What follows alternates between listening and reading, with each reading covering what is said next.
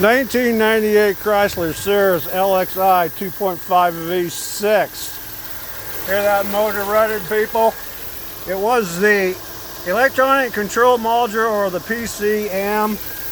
I called him up. It takes a few cranks to get him going again, because I did put a Delphi new electric fuel pump in here.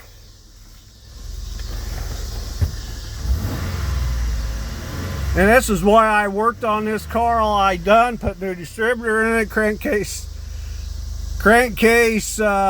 sensing positioner, new Delphi fuel pump.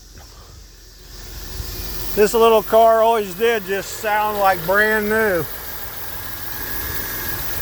New ECM. Fixed the problem.